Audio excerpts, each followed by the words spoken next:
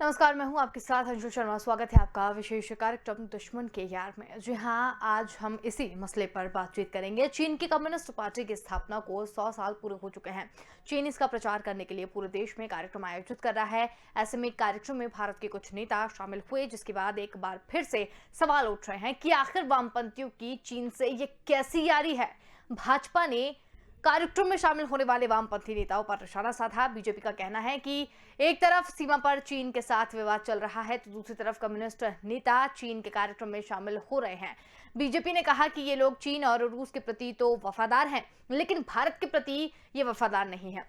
ये चीन के चेयरमैन को अपना चेयरमैन मानते हैं।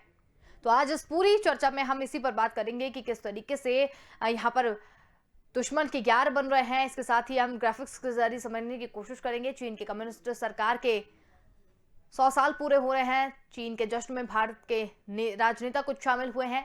चीन की कम्युनिस्ट सरकार के 100 साल यहां पर पूरे हुए हैं। वहीं बीजेपी ने आरोपों से तरह चीनी दूतावास में कार्यक्रम की चर्चा करें तो कार्यक्रम में सीपीआईएम के महासचिव सीताराम येचुरी, सीपीआई के जनरल सेक्रेटरी डी राजा, लोकसभा सांसद डॉक्टर एस संथी कुमार और ऑल इंडिया फॉरवर्ड ब्लॉग के जी देवराजन भी शामिल है। इस कार्यक्रम में चीनी दूतावास सुन विडांग ने भी भारत और चीनी सेनाओं के बीच में गलवान पर हुई झड़प पर भी जिक्र किया है। तो इसी पर आज हम चर्चा करेंगे। चर्चा के साथ ही हमारे साथ में मेहमान हमारे साथ जुड़ने शुरू हो गए हैं, जिसमें भाजपा से वरिष्ठ नेता नवीन मिश्रा हमारे साथ में है। इसके साथ ही अश्विनी हांडा कांग्रेस से हमारे साथ में है और विंग कमांडर प्रफुल्ल बख्शी जी भी हमारे साथ में है। बहुत स्वागत है आप सभी का। तो सबसे पहले कांग्रेस से मेरा सवाल है, अश्विनी जी आपसे सवाल है कि चीन के जो कम्युनिस्ट पार्टी है उसके 100 साल पूरे हो रहे हैं, बढ़िया है, जश्न मना रहे हैं वो, लेकिन भारत के कुछ जो राजनेता है वो वहां पर चले गए हैं, कितना सही है ये?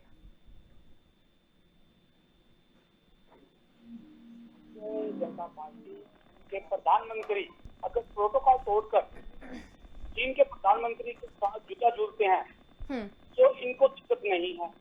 अगर देश का कोई नेता उनके इस 100 साल के कार्यक्रम में उपस्थित होता है तो भारतीय जनता पार्टी को पीड़ होती है। इस तरीके से मोदी डॉक्ट्रिन जो से विदेश नीति अपनाई गई और वो पूरी तरह से फेल हुई और गलवान घाटी में जिस तरीके से 20 हमारे जवानों को मारा गया और बुरी तरह से कुचला गया, उसके बारे में भारतीय जनता पार्टी की केंद्र सरकार ने क्या संज्ञान लिया है? क्या चीन के साथ उसके बारे में कोई बात की है? क्या चीन के साथ बदला लिया है? चीन आज भी हमारे क्षेत्र में कब्जा बनाए बैठे हुए है, लेकिन भारतीय जनता पार्टी का ये कहना कि कम्युनिस्ट जहां कोई और पार्टी के लोग चाइना के अंदर चले गए, ये बिल्कुल है।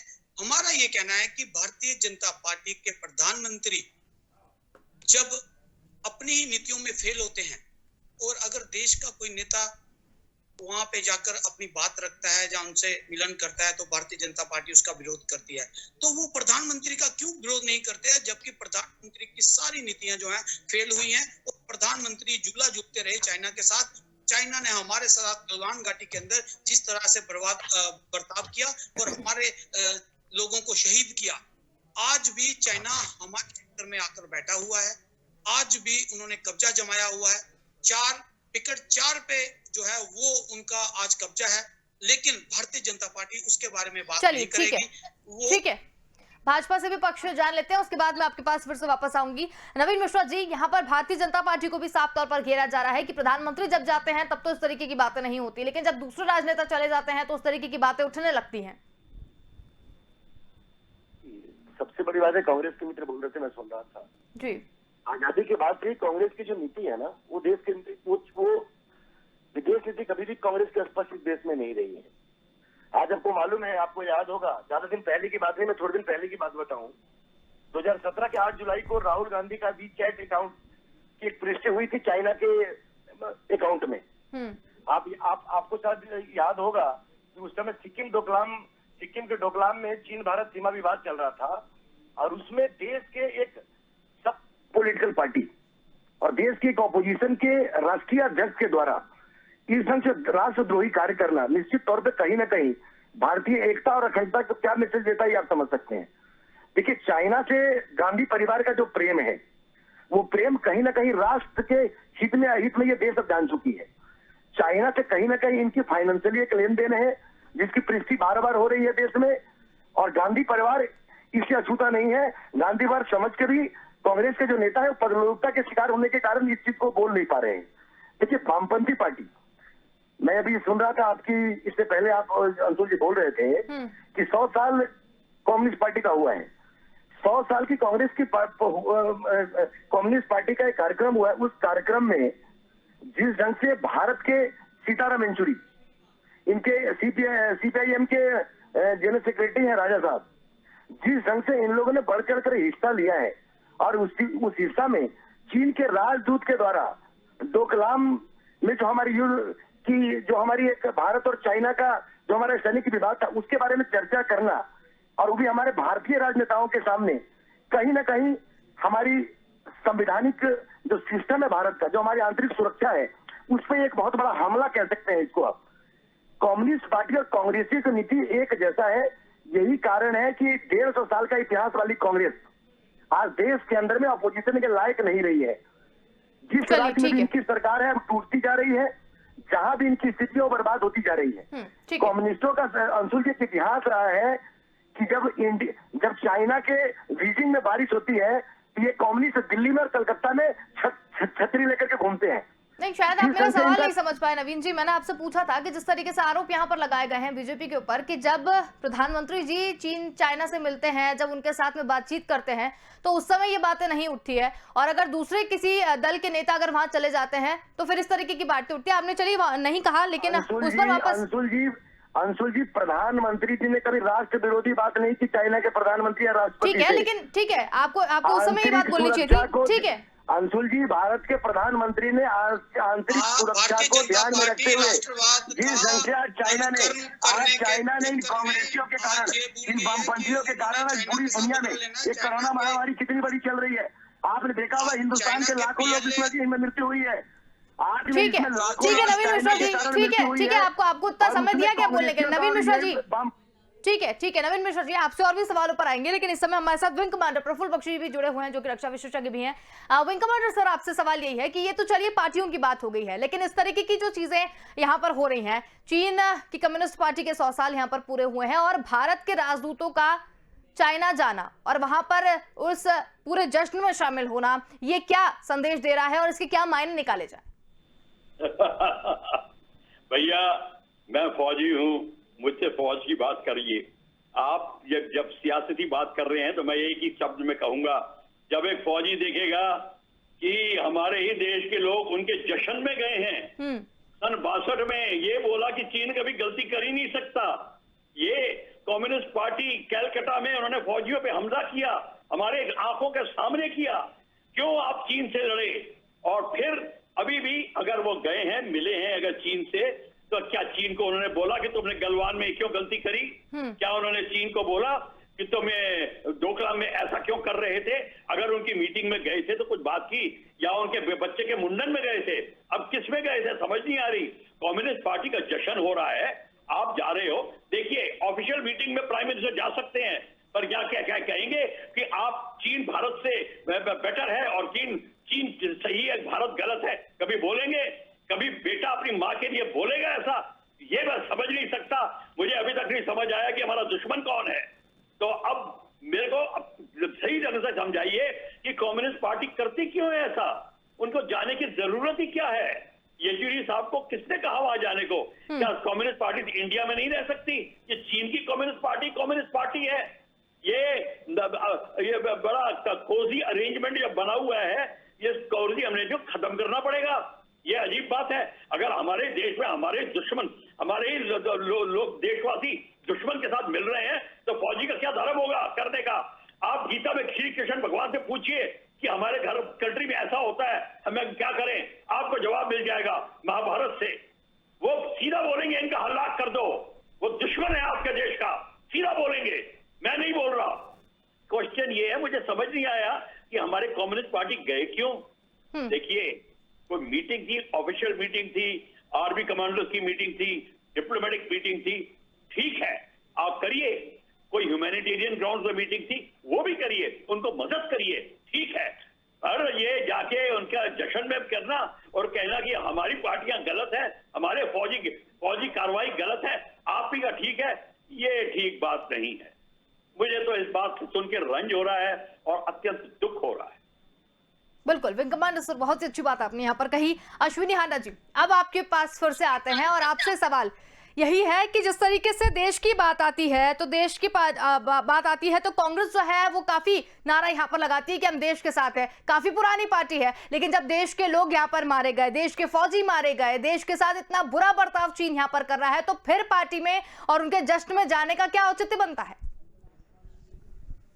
मैं आपसे पहले भी कह चुका हूं कि अगर यही चीज प्रधानमंत्री प्रोटोकॉल तोड़कर चाइना के साथ झूला झूलते हैं उनके प्रेसिडेंट के साथ, और वही चाइना जो है अगर हमारे देश को किसी लोगों को इनवाइट करता है तो दोनों ही गलत है, मैं तो ये कहूंगा।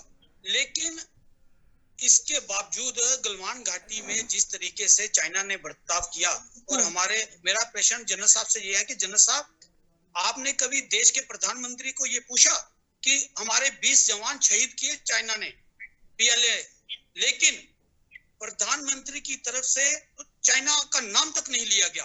बहुत दुर्भाग्य की बात है कि जो लोग राष्ट्रवाद का नारा देके ये देश को गुमराह करते थे कि वो सबसे बड़ा राष्ट्रवादी हैं और देश हित की बात करते हैं, इनका क्या खून नहीं खोलता ये देखकर कि उन्होंने निहत्थे हमारे सिपाहियों को ऊपर जो है वो आक्रमण किया और उनको मार डाला, और आज तक उसका कोई बदला नहीं लिया गया।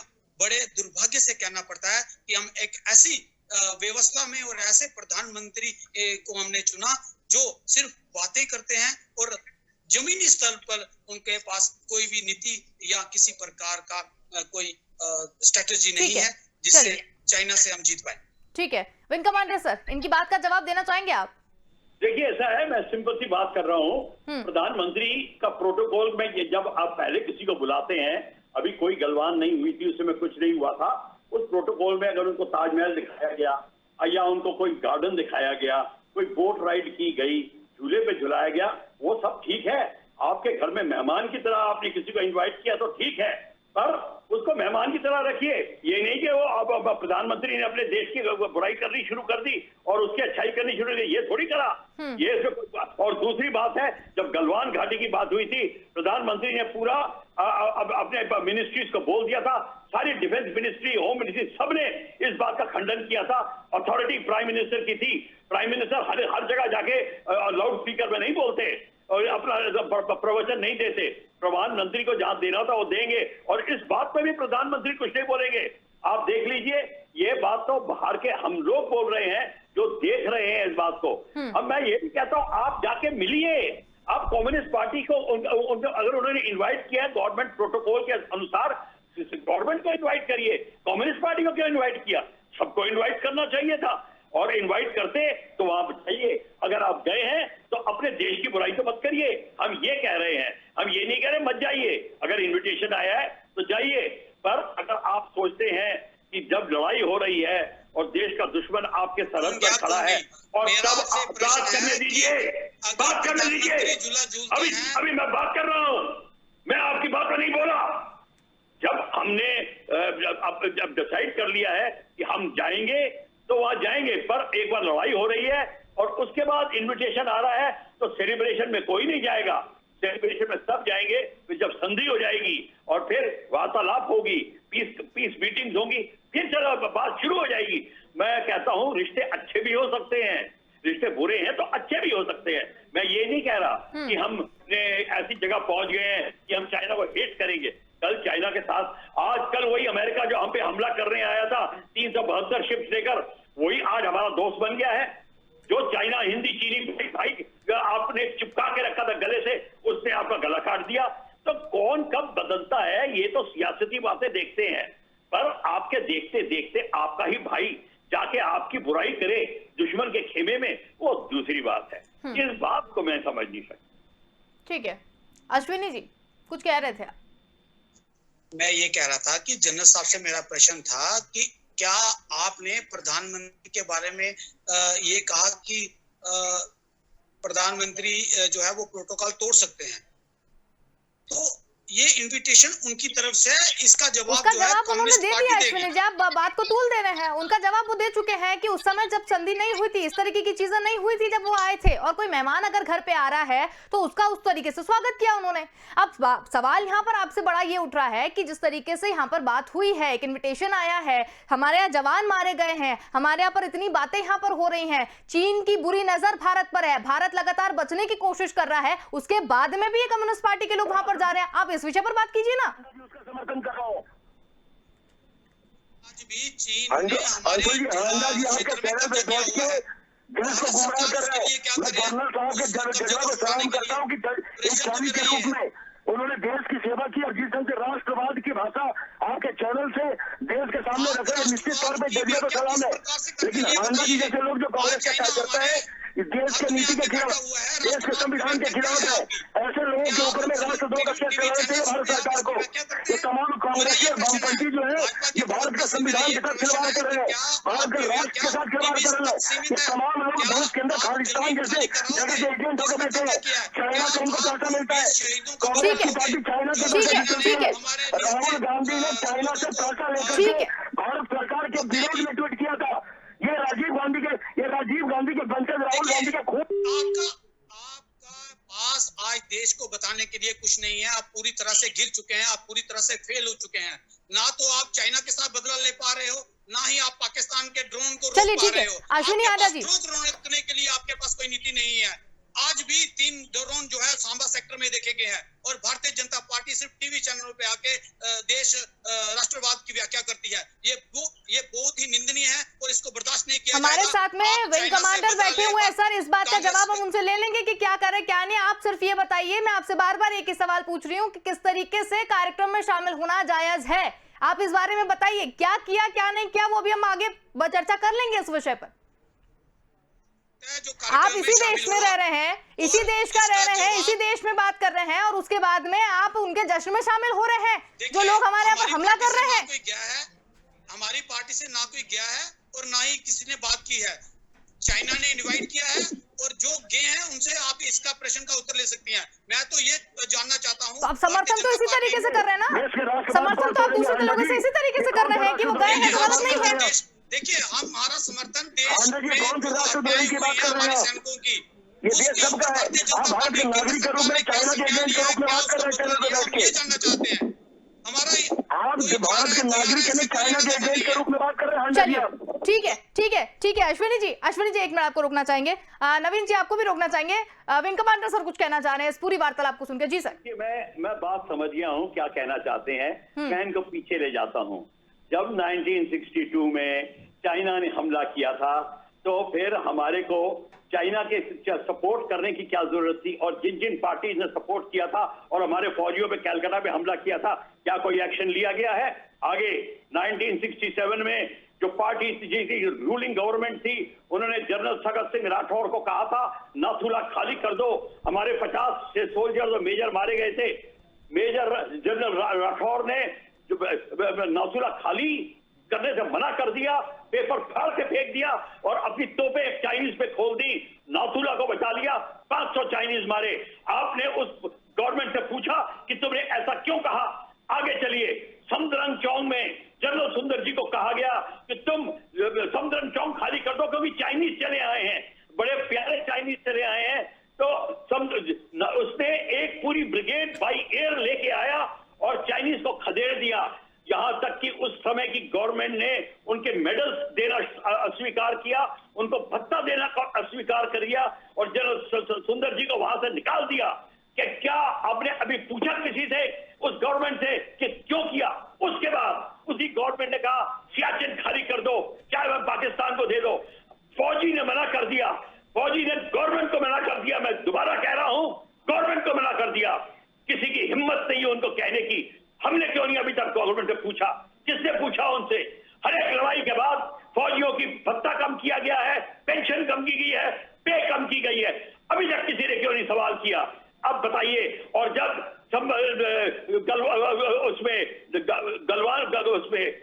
डोकलाम में हमारे पार्टी के हेड लेडी और उनके बेटे मिल रहे थे चाइनीज से और फोटो खिंचा रहे थे और लोन्स ले रहे थे, उस समय उनके क्वेश्चन किया गया, क्या इंक्वायरी हुई है, उसका जवाब दीजिए। जब वो जवाब मिल जाएंगे आपको ये भी जवाब मिल जाएंगे। नवीन मिश्रा जी आपकी तरफ रुख करेंगे, जी बताइए। मैं आपको बता दूं अंशु जी, आप जब रिकॉर्ड देखेंगे तो 1962 में बख्शी साहब बोल रहे थे, मैं सुन रहा था। 1962 की लड़ाई में इसी वामपंथियों ने हिंदुस्तान में रहकर ये बोला था कि ये समाजवाद और पूंजीपति दो राष्ट्रों की लड़ाई है। कॉमरेड ज्योति बसु जो हिंदुस्तान के संवैधानिक उसमें सबसे ज्यादा मेरे मुख्यमंत्री रहे, उन्होंने कलकत्ता में सार्वजनिक मीटिंग में कहा कि ये लड़ाई चाइना युद्ध कर ही नहीं सकता है और ये लड़ाई समाजवाद और पूंजीपति राष्ट्र की है। इसमें उन्होंने चाइना का समर्थन किया था। आप ये सोच सकते हैं कि देखिए, राजनीति पार्टी आएगी जाएगी, सत्ता बनेगी बिगड़ेगी, सरकार आती जाती रहती है, लेकिन जब राष्ट्रवाद का मामला है, चाहे कांग्रेसी हो, वामपंथी हो, भाजपा के कार्यकर्ता हूं, हमारे लाखों सैनिक के शहादत के कारण आज हमारा राष्ट्र सुरक्षित है। चाहे वो कश्मीर हो, चाहे वो हमारा चाइना बॉर्डर अरुणाचल हो, चाहे हमारा नेपाल बॉर्डर हो, चाहे हमारा सिक्किम का एरिया है, हमारे लाखों पूर्वज ने अपनी शहादत दी है। हमारे लाखों सैनिक अपनी परिवार को छोड़ करके बॉर्डर पर जाकर के उन्होंने अपनी शहादत दी है, और हम उस शहादत को, उनकी कुर्बानियों को भूलकर जिस ढंग से इन कांग्रेसियों और वामपंथियों ने इस देश में राष्ट्र विरोधी कार्य किया है, निश्चित तौर पर इन लोगों पर राष्ट्रवाद से हट करके राष्ट्रद्रोह का केस चलाना चाहिए। इन्होंने हमारे तमाम जो शहीद सैनिक है उनका इन्होंने अपमान किया है, भारत के संविधान का अपमान किया है, एकता और अखंडता का अपमान किया है।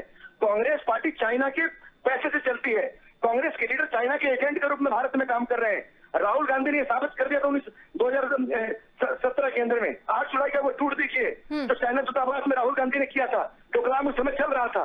उस समय राहुल गांधी देश के अपोजिशन के लीडर है, एक पार्टी के राष्ट्रीय अध्यक्ष है, उनकी दादी प्रधानमंत्री रही है, उनके नाना जी प्रधानमंत्री रहे हैं, मतलब उनके फादर प्रधानमंत्री रहे। जिस परिवार का तीसरे प्रधानमंत्री हो, उस परिवार का एक नेता, राजनेता जो पार्टी का राष्ट्रीय अध्यक्ष है, उसके द्वारा चाइना के एजेंट के रूप में इस से समर्थन करना निश्चित तौर पे निंदा का विषय नहीं है।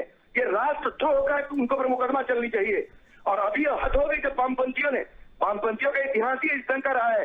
ये भारत में रहकर भारत का खाते हैं, भारत का पीते हैं, भारत के सत्ता का दुरुपयोग करते हैं, भारत के संवैधानिक अधिकार को लेते हैं, भारत में तमाम सुख सुविधा लेते हैं और चाइना के एजेंट के रूप में भारत के काम करते हैं।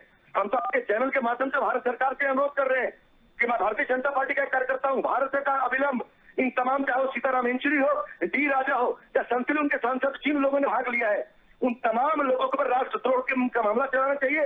अविलंब ओम बिरला जी को, अविलंब लोकसभा से इन तमाम लोगों की सदस्यता है। राज्यसभा के हैं तो राज्यसभा के सभापति जी को अविलंब इनकी सदस्यता से इनको बर्खास्त करनी चाहिए। इन लोगों ने भारत के संविधान को छेड़ा है, राष्ट्रवाद को छेड़ा है, जनता को छेड़ा है और उन तमाम सैनिकों का अपमान किया है। इन लाखों सैनिक के बदौलत आज हमारा भारत सुरक्षित है और हम भारतवासी गर्व से कहते हैं भारत माता की जय और जय हिंद का हम नारा लगाते हैं। चलिए ठीक है नवीन मिश्रा जी। अश्विनी आर्या जी आपसे सवाल यह है, जिस तरीके से राहुल गांधी की बात यहाँ पर निकली, आपने अभी थोड़ी देर पहले कहा था कि मेरी पार्टी का कोई भी यहाँ से नहीं गया है, हमारी पार्टी से कोई नहीं गया है। चलिए ठीक है, आपकी पार्टी से यहाँ पर नहीं किया, आपने समर्थन किया कि गए नहीं गए वो चीज भी हमने मान ली, उस चीज को साइड में रख देते हैं। लेकिन यहाँ पर अगर बात आपकी पार्टी की भी आती है तो राहुल गांधी जिस तरीके से 2017 में गए थे 8 जुलाई को, राहुल गांधी के साथ में भी मीटिंग की एक पुष्टि की गई थी और ये वही वक्त था जब सिक्किम के डोकलाम में भारत चीन सीमा विवाद चल रहा था। अब इस बात का जवाब दीजिए कि जब उस समय सारी चीजें चल रही थी, जब विवाद वहां पर चल रहा था, तब राहुल गांधी जी वहां क्या कर रहे थे? मैं आपसे प्रश्न करना चाहूंगा कि जब प्रधानमंत्री झूला झूल रहे थे, उसके बाद चाइना ने हमारे पीठ के ऊपर छुरा घोंपा, तो इसकी ज्यादा जिम्मेवारी किसकी बनती है? प्रधानमंत्री की बनती है कि राहुल गांधी जी की बनती है? और दूसरा ये जो हमारे प्रवक्ता भाजपा के ये बता रहे हैं, हमें ज्ञान दे रहे हैं राष्ट्रवाद का, मैं ये पूछना चाहूंगा कि जिस तरीके से भारत में कोरोना महामारी के बाद जो है वो सवाल का जवाब दीजिए सर, सवाल नहीं होता है, सवाल का जवाब दीजिए। प्रधानमंत्री जी झूला झूल रहे थे, प्रधानमंत्री जी ने झूला झूला, उस बात पर बात हो चुकी है पहले। प्रधानमंत्री जी ने जब झूला झूला उस बात पर बात हो चुकी है। अभी मैंने आपसे सवाल किया 2017 में जब राहुल गांधी जी वहां पर गए थे, जब वहां पर विवाद चल रहा था, तब उस समय क्या किया जा रहा था? मैं बोल रहा हूँ कि संवैधानिक पद पर कौन है, राहुल गांधी जी हैं या प्रधानमंत्री जी हैं? इस चीज का उत्तर तो केंद्र में बैठी सरकार को देना चाहिए कि पहले की जब आपकी नीतियां पूरी तरह से फेल होगी, आपने चाइना के साथ मेल मिलाप किया, झूले और उसके बाद उन्होंने आपके पीठ पे छुरा गोपा गलवान घाटी के रूप में और 20 लोगों को शहीद कर दिया, निहतों को, तो उसके ऊपर भाजपा बात नहीं करेगी। भाजपा बात कर लेते ना, अभी भाजपा से भी बात कर लेते हैं इस विषय पर। ठीक है नवीन मिश्रा जी, हजारों किलोमीटर चाइना आज को पैसे देश लेकर के जमीन दी है। ठीक है, अब जवाब ले लेने दीजिए ना बीजेपी से, अब जवाब ले लेने मेरा दीजिए। जनसास से भी एक सवाल है कि मैं ये दुख नहीं रखता था कि जनरल साहब इस तरह की बात कहेंगे। अश्विनी आज आनंद जी, जनरल साहब ये कह रहे हैं कि एक पुरानी कर नीतियां। अश्विनी जी, इनको जवाब ले लें पहले बीजेपी से, जिस तरीके के आपने सवाल खड़े किए हैं, फिर विंग कमांडर सर से भी ले लेंगे, है ना? जी नवीन मिश्रा जी। अंशुल जी, आश्चर्य की बात है कि मेरे मित्र एक प्रवक्ता के रूप में बैठ रहे हैं और संसदीय राजनीति के भारत के संविधान में इनको कोई जानकारी ही नहीं है। इनको ये सोचना चाहिए कि चलिए देश में ठीक है, 10 साल 30 सेकंड, ठीक है 30 सेकंड लास्ट है आपके पास, इसके बाद मैं बख्शी साहब की तरफ जाऊंगी। गांधी और सोनिया गांधी दोनों पार्लियामेंट के मेंबर हैं, संवैधानिक पद पे हैं, प्रधानमंत्री के बारे में बोल रहे हैं। चलिए ठीक है नवीन मिश्रा जी, ठीक है आप क्या सवाल कर रहे थे विंग कमांडर सर से? आप कीजिए, संक्षिप्त में आंसर लेंगे। राहुल गांधी 8 जुलाई को दूतावास में गए थे जिसमें सृष्टि हो गई थी। अरे नवीन मिश्रा जी, हो गया ना नवीन मिश्रा जी, ठीक है समय कम है हमारे पास में। नवीन मिश्रा जी समय कम है हमारे पास में। जी अश्विनी आनंद जी, मेरा विंग कमांडर साहब से ये अनुरोध है कि मुझे इस तरह की कोई आशंका नहीं थी कि आप इस तरह की जो है वो बात करेंगे कि पुरानी सरकारों को कोसेंगे। तो विंग कमांडर साहब, मैं आपसे जानना चाहता हूं कि तब आपने इस चीज का विद्रोह क्यों नहीं किया? ठीक है, ले लेते जवाब। नीतियां गलत है, ठीक है जवाब ले लेते हैं। आप इस तरह ठीक है, रिटायरमेंट के बाद आपको ठीक है जवाब ले लेते ना। बात करना ठीक देखिए, है। ऐसा है, मैं उस समय स्कूल में था, क्या कर सकता था क्या, और उसका पूरा विद्रोह हुआ था, उस समय के लोगों ने किया था। वो जो अपने मर्यादा के अंदर रह के फौज कर सकती है विद्रोह, वो स्ट्रीट गुंडों की तरह नहीं कर सकती, सरबाजी नहीं कर सकती, आग नहीं लगा सकती। तो मर्यादा था, हम स्कूल में थे, पर जब हम निकले तो और सुनिए अब आप बात कर चुके हैं, मैं बता रहा हूँ, जब उस समय जब जनरल सगत सिंह राठौर ने ये काम किया था, उसका पूरा का पूरा चलिए ठीक है विंग कमांडर सर, ठीक है, ये सवाल का सिर्फ सवाल ही करना जान रहे हैं, जवाब सुनना नहीं चाह रहे हैं, तो यहाँ पर हमें चर्चा को समाप्त करना पड़ेगा। लेकिन आज हम इस मसले पर बात कर रहे थे कि चीन की कम्युनिस्ट पार्टी की स्थापना के 100 वर्ष पूरे हो चुके हैं और कई राजनेता वहां पर गए हैं, लेकिन क्यों गए हैं, किस तरीके की चीजें निकलकर सामने आनी चाहिए थी, चर्चा तो इस पर नहीं हुई है, लेकिन एक दूसरे पर आरोप प्रत्यारोप जरूर यहाँ पर लगे हैं। फिलहाल के लिए इतना ही, देखते रहिए स्वदेश न्यूज। नमस्कार।